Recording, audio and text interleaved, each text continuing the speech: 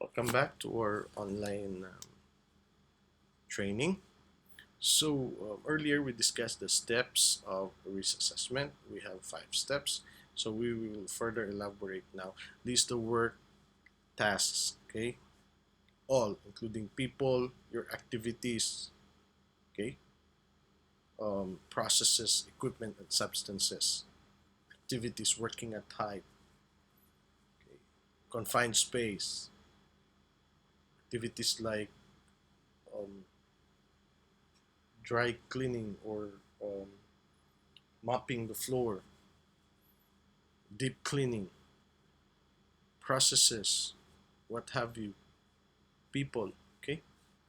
Identifying hazards, they come in many forms. There are some hazards that are normally low risk for children and, or in larger group. For example, um, manual handling could be high risk for old people, but not so high risk with young people like around under 20s, correct? So hazard can be identified in various sources of information or triggered by a particular event, such as incidents. Okay, if you have constant incidents on that part, then there's something wrong with it. Inspection, that's why it's very important that we start to practice our monthly inspection, site inspection. Consultation with employees. Okay, nobody knows the work better than those who are doing the work. So it's important. It's not my sole responsibility, but it will be a team effort that I will consult you. I will ask you what do you think are the hazards and risks in your area. So it's very important that you know how to identify them. Observation of work activities. That's why I am planning or I am doing some um, site visits so that I would have knowledge of what you're doing there. I never thought that, um, for example, the ones that I have visited recently, hazard food, the condition of the site is different from the condition of the site in GE, right? So basically, that's how it should be done. Um, assessing the risk, assess the risk. Okay, risk assessment is a process of determining the level of risk. Okay, so well, basically, it speaks for itself. We need to check, for example, when you we need to know how to use the risk matrix. It's like the likelihood that a harmful consequence will occur if people are exposed to the hazard. It is made up of 2 elements: the likelihood and the consequence, which we have already defined earlier. Now, okay, since various factors, the nature of the activity in specific context will influence the level of risk, or risk assessment must be conducted in consultation with those affected and consider the following. Who will be involved in the activity? Those, for example, those with previous experience of physical capability, number of people, what they will be doing, the activities that they do, the tools that they use or the equipments that they use, and their location.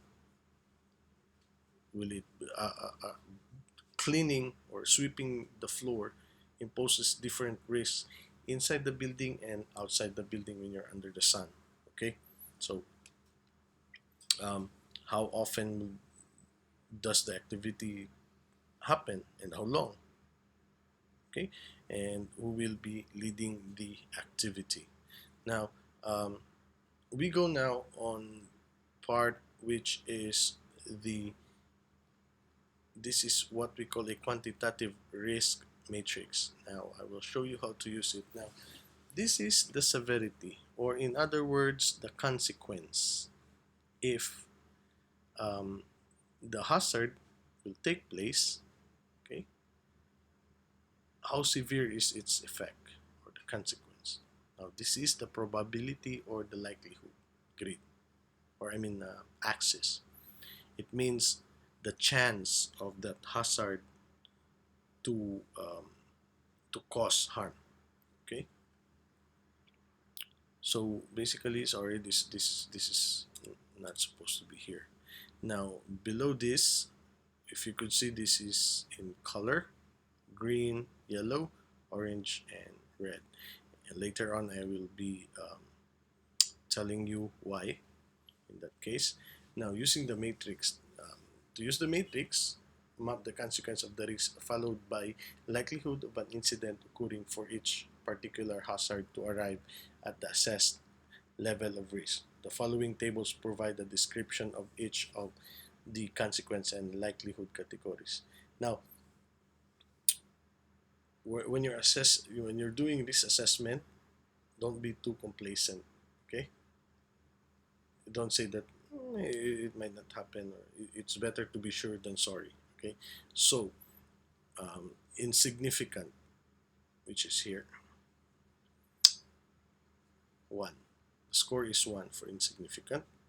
Okay, when you say insignificant, now it might not happen. It's very remote. Remotely, the chances are very remote. It's like having a 1 in a million chance that the something might happen. Then when you say the consequence would be, um, sorry, I'm talking about the likelihood, insignificance. It means that the impact on the surrounding communities may be very minor. Okay, that you can just, for example, a 1 millimeter cut. Okay, that's that is insignificant, but it doesn't mean that you would you would not give it attention, because that could cause a greater risk the next time around. Okay, and then minor. When we say the consequence of minor, minor complaints, the camp nurse or the company nurse or the nurse on site can, just treat it there, like put a bandage on it. Um, that's it. When we say moderate, okay, com- ongoing complaints from community, there could be serious injuries. There could be a need for hospitalization. And when we say major, it's a long-term health effects, like to surrounding communities, likely to surrounding communities. It's a single fatality. Somebody might die. Okay, and catastrophic. When we say catastrophe, multiple fatalities or deaths. So we will continue in the next video on the likelihood description. Thank you so much, and let me just stop this video.